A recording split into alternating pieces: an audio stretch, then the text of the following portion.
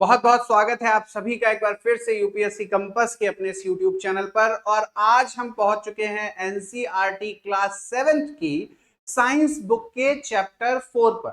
तो बेटा आपको पता है लगातार हम कॉन्सेप्चुअल क्लैरिटी के लिए एनसीईआरटीज जो साइंस की हैं उसको पढ़ने का काम कर रहे हैं, समझने का काम कर रहे हैं। पिछले चैप्टर में हमने इलेक्ट्रिसिटी के बेसिक्स को समझा था और आज हम बात करने वाले हैं मेटल्स और नॉन मेटल्स की, इनका बेसिक क्या है। अब अगर जहां कहीं भी आप बैठे हैं, मैं यहां से पढ़ा रहा हूं, आप घर पर बैठ के इस लेक्चर को देख रहे होंगे, मोबाइल से देख रहे होंगे, लैपटॉप से देख रहे होंगे, जरा अपने चारों तरफ देखिएगा कि उनमें से कितनी चीजें मेटल्स हैं और ये मेटल्स हमें किस तरीके से सराउंड किए हुए हैं। एक्चुअली जिस इलेक्ट्रिसिटी की मदद से आप डिवाइसेस चार्ज कर रहे हैं या चला रहे हैं, वो सारे के सारे जो वायर्स हैं वो कॉपर के बने हुए हैं। और फिर कॉपर क्या होता है? मेटल होता है। इसलिए मेटल और नॉन मेटल हमारी डेली लाइफ के लिए भी बहुत इंपॉर्टेंट है। तो फिर साइंस के चैप्टर इंपॉर्टेंट क्यों ना हो, और फिर एग्जामिनेशन में भी इससे क्वेश्चन क्यों ना पूछे जाए। सवाल तो यही पैदा होता है। तो अगर पूछे जा रहे हैं तो फिर समझ लेते हैं और एक बार समझ के हम इन क्वेश्चंस को, बेसिक्स को सॉल्व करने की कोशिश करेंगे। बड़ा इजी है। तो इलेक्ट्रिसिटी में भी वहां भी मेटल्स और नॉन मेटल्स की बात आई थी जब मैंने कंडक्टर और इंसुलेटर की आपको बात बताई थी। ठीक है, तो ध्यान रखिएगा प्रीवियस चैप्टर से भी ना कहीं इसकी कनेक्टिविटी आपको मिलेगी। तो आप मेरे पीछे देख रहे हैं कि मैंने मेटल्स और नॉन मेटल्स को किस तरीके से दिखाया हुआ, ठीक है ना। और यहां आप अगर देख पाएंगे तो मेटल्स और नॉन मेटल्स में यहाँ गोल्ड है, ठीक है, इसके बाद कॉपर, इसके बाद आयरन, निकल, सिल्वर, ये सारी चीजें क्या हैं? ये सारी चीजें हमारी हैं मेटल, जो नेचर में ही पाई जाती हैं। एक बात और ध्यान रखिएगा, मेटल नेचर में ही पाया जाता है, ठीक है, ये सब पृथ्वी पर ही पाया जा रहा है और हम क्या करते हैं? माइनिंग करते हैं, खनन करते हैं। तो फिर इकोनॉमी में आप समझ पाओगे प्राइमरी सेक्टर कैसे काम करता है, what ever it is. But यहां मेटल कैसे इंपॉर्टेंट है, क्योंकि डेली लाइफ में ये बहुत इंपॉर्टेंट है हमारे लिए। आप देख रहे हो ना, गोल्ड, तो गोल्ड पहनने का शौक सभी को होता है ना। कॉपर बहुत ही इंपॉर्टेंट मेटल है। क्या सर, यहाँ तो जग बना रखा है आपने, कॉपर के जग में तो लोग, ठीक है, आजकल दोबारा से ट्रेंड वापस आ रहा है, दैट इज ट्रुथ। बट अगर कॉपर की बात की जाए तो जो सारे वायर्स है ना घर में, जितनी वायरिंग है सब कॉपर की है। कॉपर एक ऐसा मेटल है जिसने इलेक्ट्रिसिटी को ना पॉसिबल बनाया है घरों में। नहीं तो अगर गोल्ड या सिल्वर में जाते तो कितना महंगा पड़ता। देखिए आयरन, घर में जितने भी आपके जो दरवाजे हैं, डोर सेट है या सोफा सेट है, कहीं भी आपको आयरन मिल जाएगा, है ना, कोई दिक्कत नहीं है। निकल, सिल्वर। अगर बात करें सर नॉन मेटल्स क्या होते हैं, ठीक है, तो मेटल आपने बता दिया। देखो डायमंड, डायमंड पहनते हैं लोग बड़ा शौक से, डायमंड रिंग, डायमंड एक नॉन मेटल है। ऑक्सीजन एयर में प्रेजेंट है, नॉन मेटल है। कार्बन, सिलिकॉन, बोरन, ये सब क्या है? सारे के सारे नॉन मेटल है।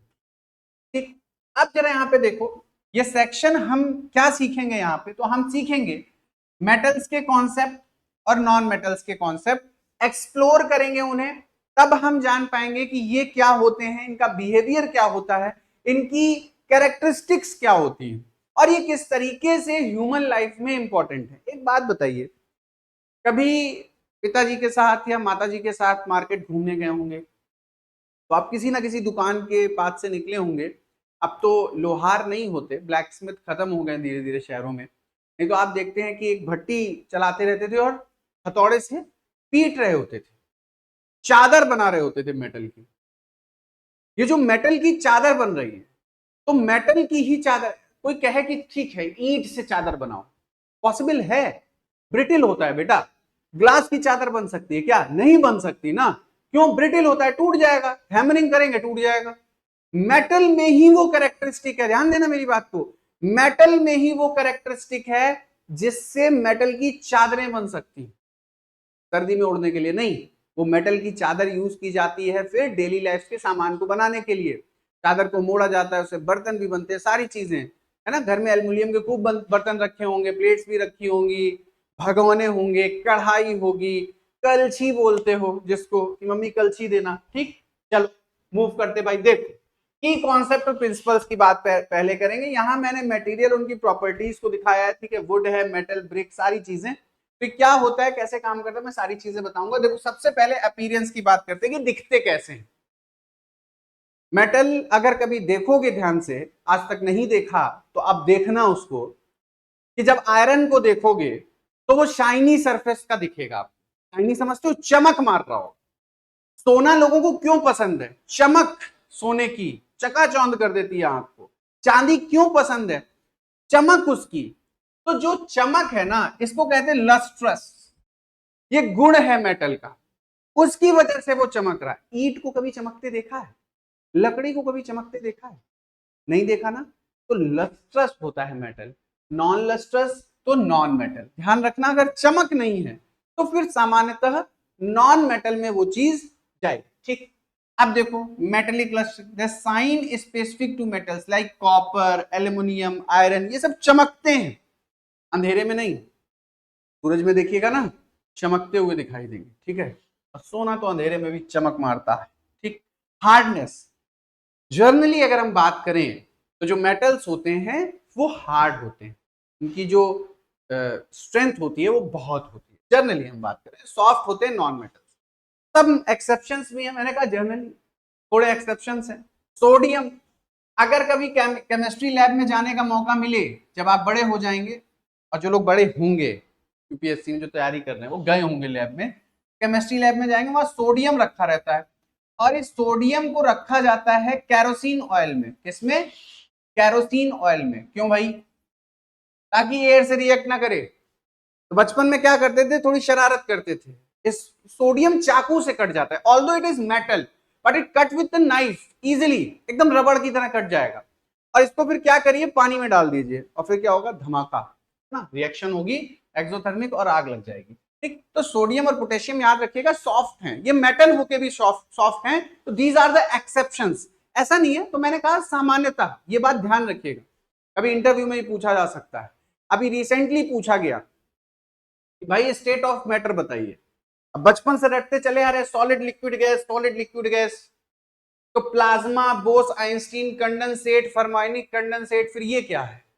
ये भी स्टेट्स ऑफ मैटर है। तो ध्यान दीजिएगा, साइंस में एक्सेप्शन याद इसलिए रखे जाते हैं कि जब साइंस में ऐसा बोला जाए सामान्यतः, इसका मतलब कहीं कुछ और भी प्रॉपर्टी है। तो मैंने कहा सामान्यतः ये हार्ड है, लेकिन एक्सेप्शन क्या है, सोडियम और potassium. Point to be noted बच्चों, क्वेश्चन आ सकता है, जनरली मेटल हार्ड होते हैं, कभी पीसीएस या वनडे एग्जाम में। ठीक। यूपीएससी इस लेवल पर नहीं, लेकिन एप्लीकेशन पर जरूर जाएगा। ठीक। इनमें से कौन सा मेटल सॉफ्ट है?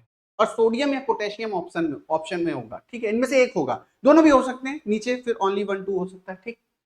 ध्यान रखिएगा, सोडियम पोटेशियम सॉफ्ट है, ये हार्ड नहीं। ठीक। चलो आगे चलते हैं। Exception, sodium and potassium soft metal, cut with a knife, मैंने पहले बता दिया। Mercury, liquid at room temperature. Mercury भी क्या है, एक मेटल है। और मरकरी को आप सामान्यतः रूम टेम्परेचर पर देखेंगे तो वो लिक्विड की तरह बिहेव करता है, आपको सॉलिड नहीं दिखेगा। मरकरी से मत खेलिएगा, इस सर ने बताया था। प्लीज क्लास देखते हुए मैं कॉशन दे देता हूँ, एक डिस्क्लेमर दे देता हूँ, ये क्लास 6 7 की साइंस है, इसमें कुछ ऐसी चीजें आती हैं जो आपको उत्सुक कर सकते हैं। कुछ बड़े लोग भी ये क्लास देखते हैं। थर्मामीटर से मरकरी निकालने का प्रयास मत करिएगा, एक पॉइजनस सब्सटेंस है, लिक्विड होता है रूम टेम्परेचर पे, प्लीज उससे दूर रहिएगा, पहले ही बता देता। ठीक है, चलिए आगे बढ़िए। मेलेबिलिटी, यानी पीटेंगे तो थिन शीट्स बनेंगे। अगर मेटल को पीटेंगे तो क्या बनेगा, थिन शीट्स बनेंगे। और इन शीट से हम क्या करेंगे, फिर डिफरेंट डिफरेंट हम हाउस होल्ड या दूसरे गुड्स भी बना सकते हैं। तो ये क्वालिटी है, ability to be beaten into thin sheets. Metals generally malleable होते हैं, जैसे कॉपर है, aluminium, iron, gold, silver, highly malleable है। भाई सोने को पीटा जाता है ना, आभूषण बनता है। चांदी को पीट के आभूषण बनाते हैं, है ना। चांदी की तस्तरी कैसे बनेगी, चांदी तो ऐसे आ जाएगा, पूरा अयस्क आ जाएगा, और आ जाएगा आपके हाथ में, प्योर चांदी आ जाएगी पिघली हुई। फिर उसको क्या करेंगे, पीटेंगे, हैमरिंग करेंगे, तो पतली शीट्स में तब्दील हो जाएगी। ठीक। नॉन मेटल्स ब्रिटिल होते हैं, जैसे कोयला, सल्फर, ये क्या होंगे, जैसे ही आप इस पे हैमर मारोगे ये तुरंत पीसेस में टूट जाएंगे। तो ब्रिटलनेस नॉन मेटल की क्वालिटी है। और मेटल मेलेबल होते हैं, तो इन शीट्स में कन्वर्ट हो सकते हैं। Would neither malleable nor brittle. Would ना मेलेबल है, लकड़ी को ना शीट्स में कन्वर्ट कर सकते हो। किसी के दिमाग में ये आ रहा हो सर मेरे घर में एक टेबल है, उसमें एक सपाट लकड़ी लगी हुई है, आपने कहा था लकड़ी को नहीं बदल सकते शीट्स में। बेटा लकड़ी को काट के बनाया गया है उस टेबल को, प्लीज बी कॉशियस। पीट कर नहीं बनाया गया उस शीट को, यहां लिखा है पीटने से शीट बने तो ही मेलेबिलिटी प्रूफ होती है। अब ब्रिटिल भी लकड़ी नहीं है, लकड़ी इतनी आसानी से टूटती नहीं है हैमरिंग करने पे, ये ध्यान रखिएगा। चलिए अगला देखते हैं, अगला कैरेक्टरिस्टिक्स डक्टिलिटी, बड़ा इंपॉर्टेंट है।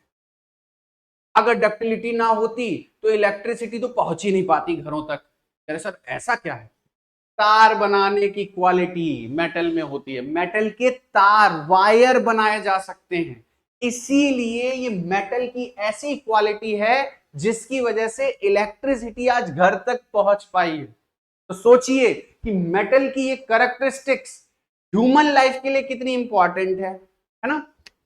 Ability to be drawn into wires, अगर वायर नहीं बनते तो इलेक्ट्रिसिटी या सिग्नल जो आ रहा है ना, मोबाइल कम्युनिकेशन चल रहा है, अगर डक्टिलिटी ना हो मेटल में कुछ भी पॉसिबल नहीं होगा, मेटल टूट जाएगा तार बनाएंगे तो, नहीं टूटता, इसीलिए ये सारी चीजें वायर से पॉसिबल हो पा रही है। चलो जनरली डक्टाइल जैसे कॉपर, एल्युमिनियम, गोल्ड।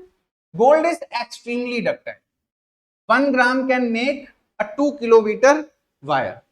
1 ग्राम सोने से आप 2 किलोमीटर तक का वायर बना सकते हैं। कह रहे सर गजब की बात है, अब मैं ना बना के, सोना बहुत महंगा है, हाईली डक्टाइल है, इजीली वायर्स में कन्वर्ट हो सकता है। सोने का अगर आप देखोगे तो कंडक्टिविटी भी अच्छी होती है, बट अब मन में सवाल आ रहा होगा सर यूज क्यों नहीं करते?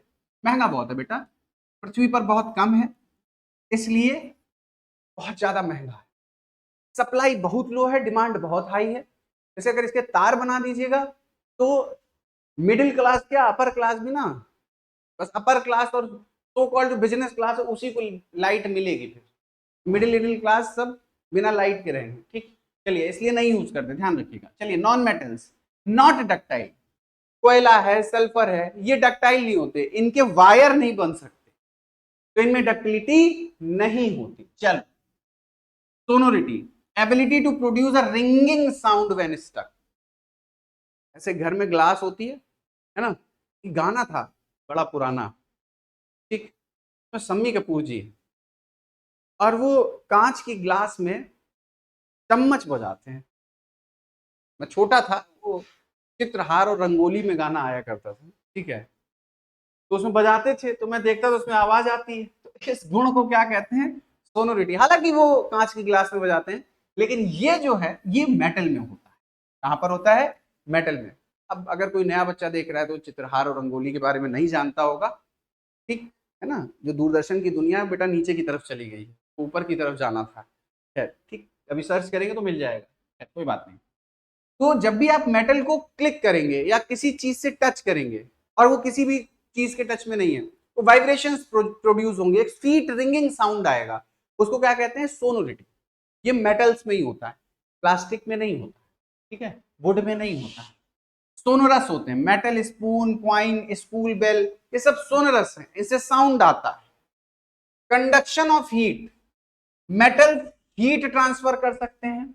गुड कंडक्टर्स होते हैं, कॉपर, एल्युमिनियम, ये सब कुकिंग वेसल्स में यूज होते हैं, गुड कंडक्टर्स हैं हीट के, इसीलिए यूज हो रहे हैं। बैड कंडक्टर, हीट का वहां लगा दिया, जला रहे हैं गैस, खाना बनाने बैठे हुए, खाना बन ही नहीं रहा।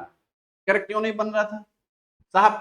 प्लास्टिक यूज कर ली थी, ठीक, जल ही गया गैस पे पतीला, ठीक है। पुअर कंडक्टर्स, नॉन मेटल्स जैसे वुड हो गया, प्लास्टिक, ये हैंडल्स के लिए यूज होते हैं।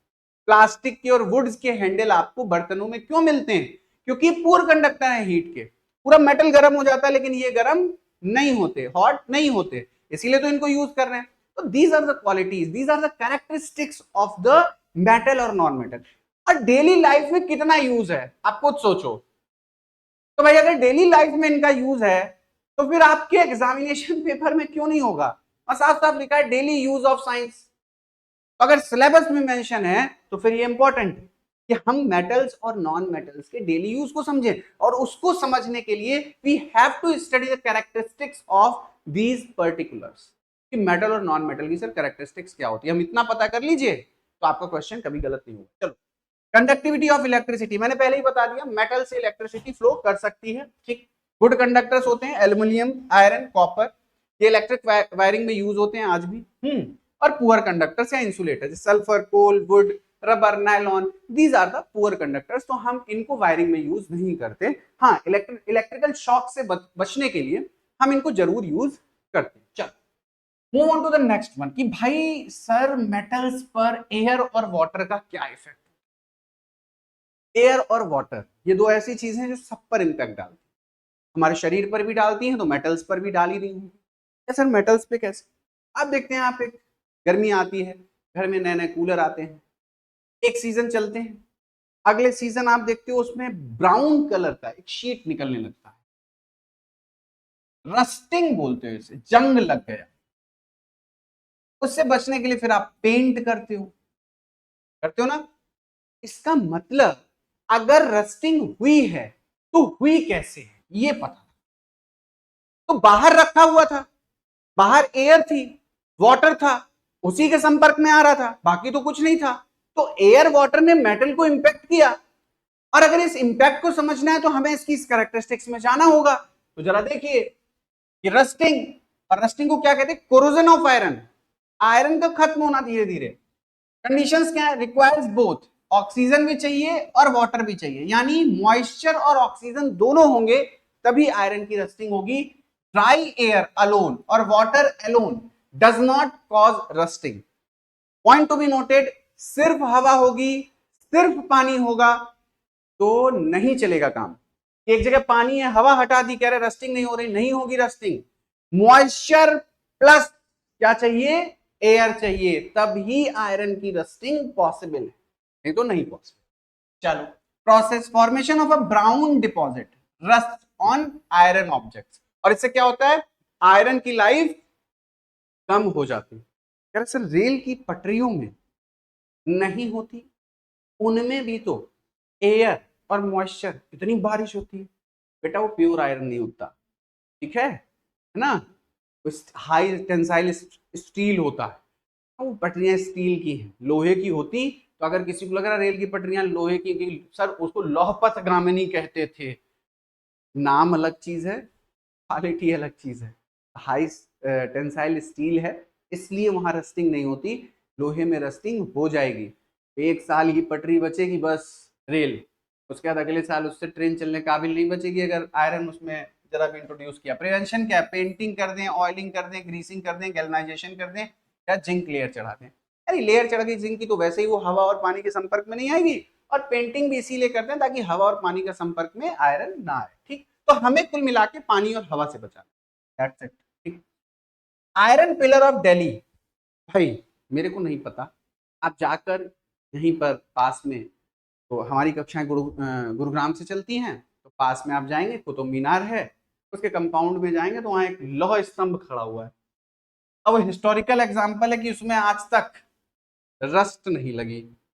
क्यों नहीं लगी? जिसने बनाया था वही बता सकता है। वो अकेला ऐसा लोहे का स्तंभ है दुनिया के लिए अचंभा, जो खुले आसमान के नीचे है और उसमें रस्ट नहीं लगी।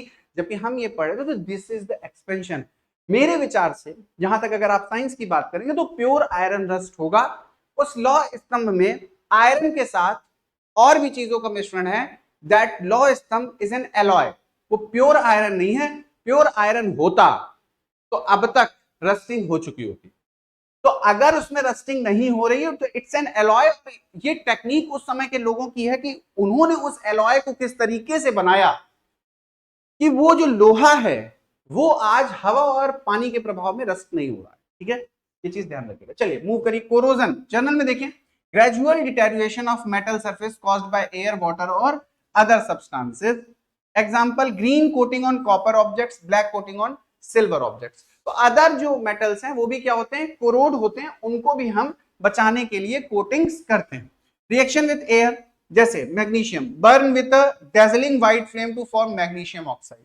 मैग्नीशियम को जलाएंगे, व्हाइट फ्लेम के साथ जलेगा, ऑक्सीजन की उपस्थिति में अब मैग्नीशियम ऑक्साइड बनाएगा।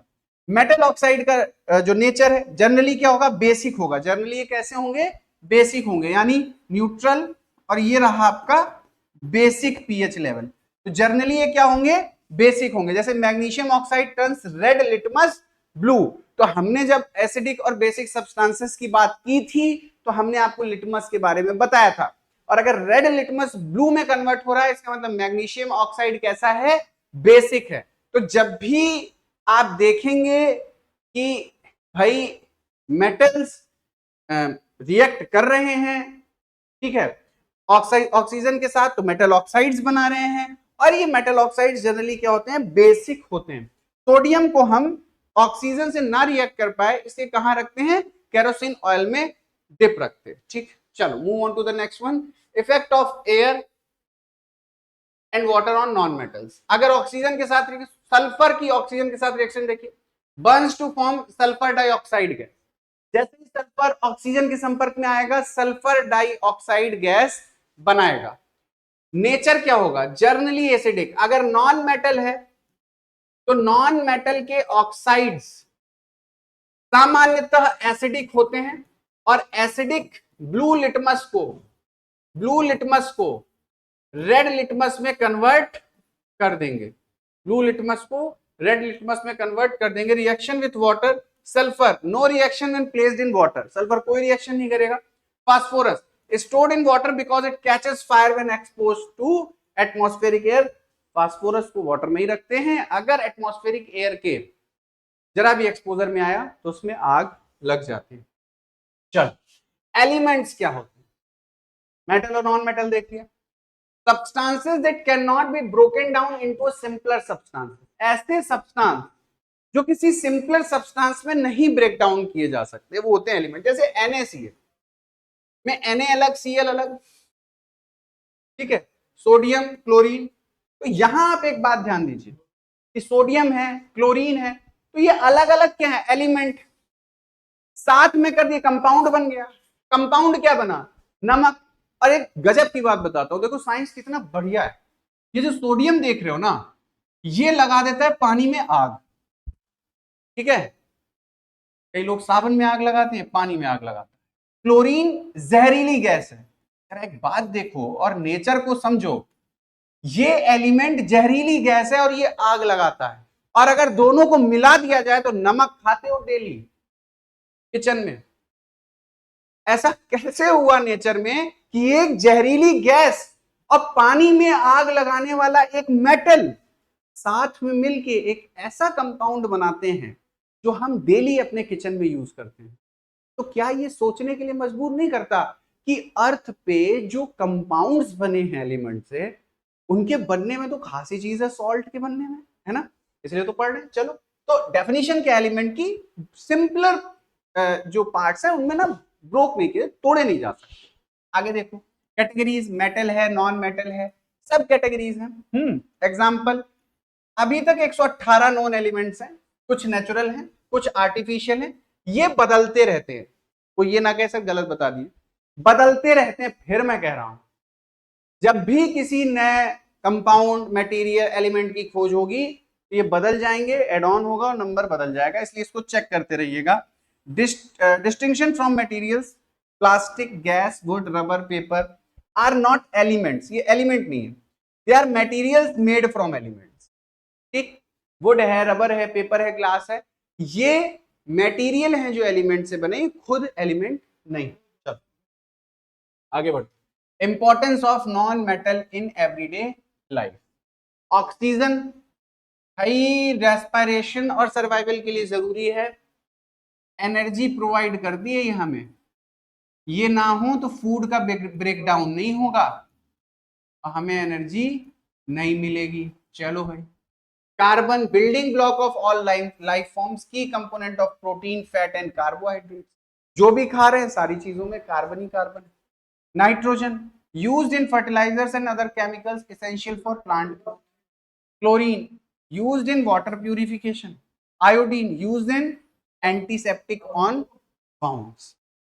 तो यहां पर हमने इनके कुछ डेली लाइफ में यूजेस भी देख लिए जो एग्जामिनेशन में पूछे जाते हैं, ये ध्यान रखिएगा। हमेशा समस्या क्या होती है, जब हम बहुत हायर स्टडीज कर रहे होते हैं, तो जब हम ऊपर चले जाते हैं तो नीचे वाले लोग और नीचे वाले कॉन्सेप्ट हमें दिखना बंद हो जाते हैं, और फिर पूछा क्या जाता है, बेसिक, और उसी बेसिक की वजह से फिर क्वेश्चन गलत होते हैं। तो ये मत करिएगा। सेशन अच्छा लगा हो तो लाइक जरूर कर दीजिएगा। आज चैप्टर 4 था, जल्दी चैप्टर 5 भी आएगा, और ये सीरीज ऐसे ही चलती रहेगी।